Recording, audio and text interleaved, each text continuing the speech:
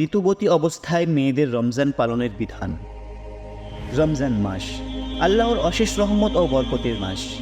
এই মাসে মুসলিম উম্মাহ সারাদিন রোজা রেখে নামাজ কালাম ও অন্যান্য ইবাদতে মগ্ন থাকে। কিন্তু ঋতুবতী নারীদের জন্য এই মাসটি কিছুটা ভিন্ন।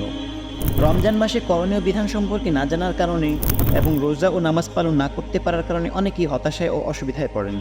আজকের ভিডিওতে আমরা আলোচনা করব ঋতুবতী অবস্থায় মেয়েদের রমজান পালনের সঠিক বিধান সম্পর্কে এবং এমত অবস্থায় করণীয় আমল সম্পর্কে।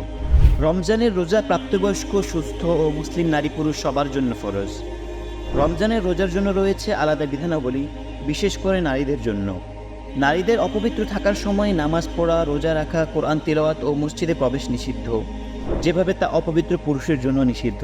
কিন্তু তারা বিভিন্ন দোয়া, দুরূদ, তাসবিহ, তাহলিল ও জিকির আজকার করতে পারবে। এমনকি দোয়া হিসেবে আয়াতুল কুরসি ও কোরআনের বিভিন্ন আয়াত পাঠ করতে পারবে। রোজা রাখার পর দিনের বেলা পিরিয়ড শুরু হলে নারীর রোজা ভেঙে যায়। এমন নারীর জন্য খাওয়া দাওয়া করা বৈধ, তবে ওই দিন সম্ভব হলে রোজাদারের সদৃশ্য অবলম্বন করে পানাহার থেকে বিরত থাকবে। কোনো নারীর যদি ফজরের আগে পিরিয়ড শুরু হয়ে যায়, ওই নারীর জন্য দিনের বেলা খাওয়া দাওয়া করা বৈধ, তবে গোপনে পানাহার করা উচিত। কোনো নারী যদি নিজের অভ্যাস অনুযায়ী বুঝতে পারে যে আগামীকাল তার মাসিক শুরু হবে, তবু সে রোজা ভাঙবে না যতক্ষণ না সে তার পিরিয়ডের রক্ত দেখতে পায়। ঋতুবতী নারীর জন্য উত্তম হলো স্বাভাবিক অবস্থায় থাকা এবং আল্লাহর ফয়সালায় সন্তুষ্ট থাকা। ওষুধ ব্যবহার করে রক্ত বন্ধ রাখার প্রয়োজন নেই, কেননা ইসলামের মহিষী সব নারী এমনটি করেছেন। তবে যদি ওষুধ দিয়ে রক্ত বন্ধ করে দেওয়া হয়, তাহলে রোজা রাখা যাবে এবং রোজা হয়ে যাবে।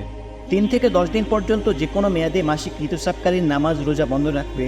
কোনো কারণে ঋতুস্রাবের সময় 10 দিনের চেয়ে বেড়ে গেলে নিজের আগের অভ্যাস অনুপাতে যে মেয়াদ আছে ওই দিন পর্যন্ত বন্ধ রেখে এরপর থেকে নামাজ রোজা পালন করবে। আর যদি 10 দিনের ভেতরেই শেষ হয়ে যায়, তাহলে রক্ত আসার শেষ দিন পর্যন্ত ঋতুস্রাব গণ্য করে নামাজ রোজা ইত্যাদি বন্ধ রাখবে। ঋতুস্রাব নারীদের জন্য একটি স্বাভাবিক প্রক্রিয়া।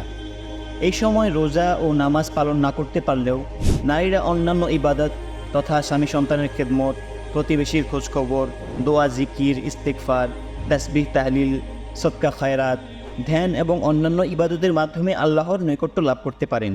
রমজান মাস কেবল রোজা ও নামাজ পালনের মধ্যে সীমাবদ্ধ নয়, বরং এটি আত্মসংযম, ধৈর্য, ত্যাগ ও সহানুভূতির মাস।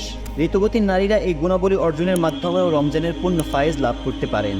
আল্লাহ তাআলা তৌফিক দান করুক, আমিন।